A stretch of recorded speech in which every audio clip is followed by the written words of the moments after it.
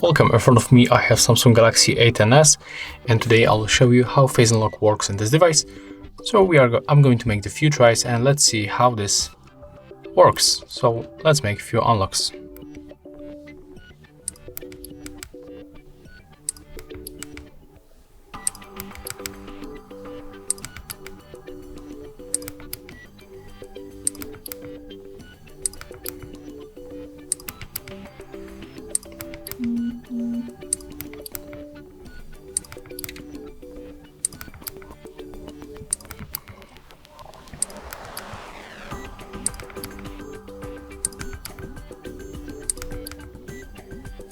So as you can see, it recognized my face every time, so that's the good point.